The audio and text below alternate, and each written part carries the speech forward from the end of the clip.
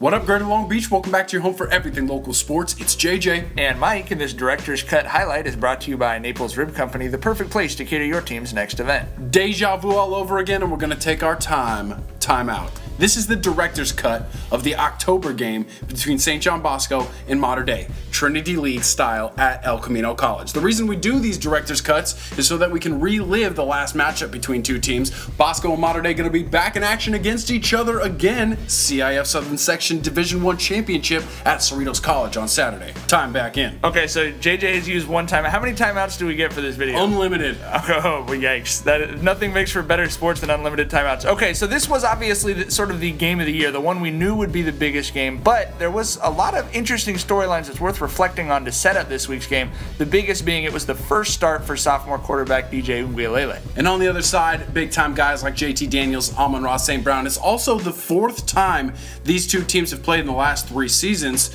and it's the rubber match on Saturday kind of because they've split the last 4. They're 2-2. Bosco scored 126. Mater Dei scored 106. Mater Dei, a team, as we saw in this game, that feels like they could score 126 on any given night, but the Bosco defense came up with kind of the important play that they needed to here to open the game up as they forced a turnover on downs in their own red zone, stopping JT Daniels short right there. Timeout. It was the drive that proved that this will be a football game. It's the drive that proved, yes, Mater Dei is as good as we thought they were, and they can just march down the field with relative ease. It also proved that the Bosco defense is good enough to stop a Mater Dei offense that no one else in the country's been able to stop yet this year. Time back in. Mater Dei stopped short here. The story for Bosco early was dropped passes. The wide receiving core will look a little bit different this week. Devon Cooley left the team before the semifinals.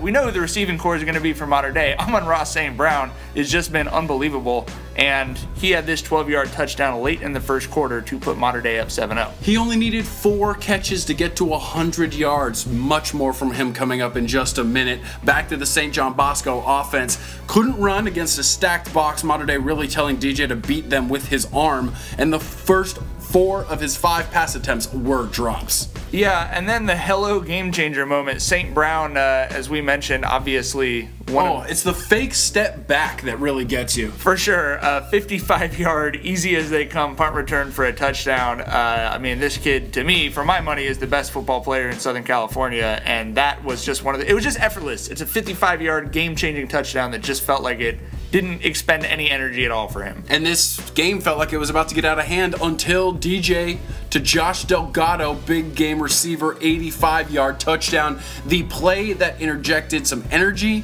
into the Bosco sideline and the Bosco stands, and to be quite honest, it changed Josh Delgado and this Bosco offense. If I can time out here just a second, when you see Delgado on the sideline, the look in his eyes was different from the time that he went onto that field and then came back to the sideline. I have a feature on Delgado at the Press Telegram this weekend that you've got to read, because yeah, he really changed this offense, not just himself and his relationship with a brand new quarterback from one half of the season to the next. Time back in. Obviously, if you're Mater Dei, you're certainly not afraid of the 4th down, and they picked up 2 on the next touchdown drive. Glenn Harper with both of the 4th down conversions, including this big one. So not only can Mater Dei throw the ball all over you, they can also run for short down yardage, and hey, we all know that that's very important in the playoffs. Well, I think that's what we've said about this team. They're just such a complete football team. You don't see it in high school very often.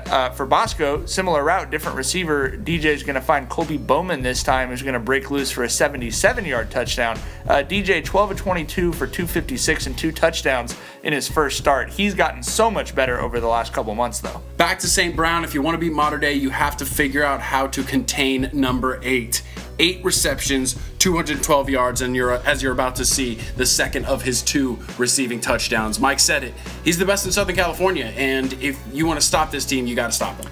No one's really been able to figure out a way to do that. Bosco was pretty successful against this Mater Dei team, though. They go up 28-14 here, but they would hold them to just 3 points for the rest of the game. That's something no one else has really been able to do against Mater Dei this year. Meanwhile, Keith Savage, 34-yard touchdown just before the half that saved this thing from kind of getting out of hand, I think, and also proved that even though Bosco's got the home run ability with DJ at quarterback, they've got to continue to run the ball because they've got guys back there. They absolutely do. We certainly saw that against Corona Centennial, where the game plan called for a lot more passing, but they ended up with some huge rushing plays from George Halani and Keith Savage. QB feet a story here in the second half. DJ, look at him buy time in the backfield and move around with incredible athleticism for his size. He would be sacked a few times. We'll get back to that in a second. JT can break the game open, man. And timeout.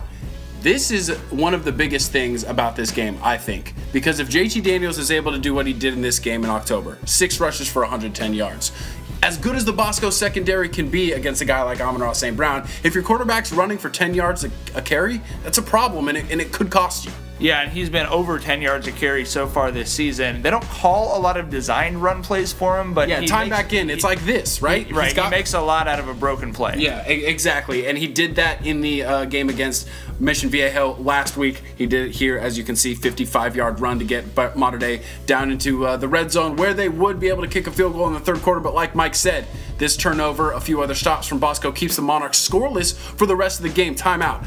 You can show the Bosco defense the fourth quarter of this game and say, look, you can stop them.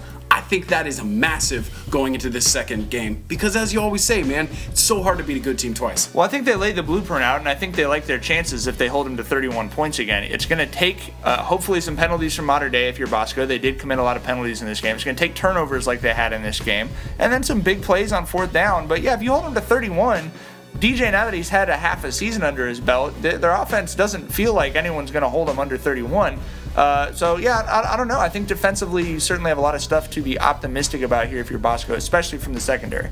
Time back in, we go back to the Bosco offense, who had plenty of chances to score here in the second half. DJ, the defensive line for Mater Dei, was his bugaboo in this game. 5 sacks. Well, and to me, timeout real quick, Jage. That is easily the biggest question for the Bosco offense is, can they protect DJ? Because he has shown that development. I believe statistically, even though we just read the statistics and they're pretty good, I think this was technically his worst start of the year statistically. And you just assume that he's going to do better, but that Mater Dei front seven has gotten so much better than it was last year when Bosco was able to kind of run the ball down their throats that to me that's the question, is how well can Bosco protect DJ? Can they give him time to look downfield and make those big plays? Time back in. And all that being said, it was still this close. I mean, here they pick up a fourth down in the red zone down the stretch. Bosco also had a punt return called back because of a penalty, and then a couple sacks killed some drives. They try a field goal here.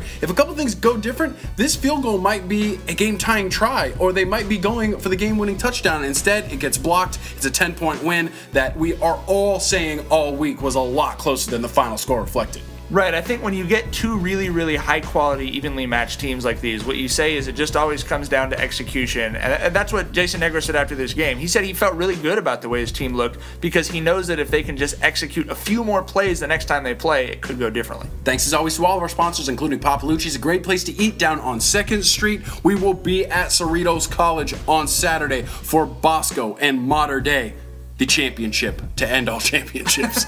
We will see you in the stands there, and if you can't get there, get back here for all the coverage. GazetteSports.com and the Press Telegram.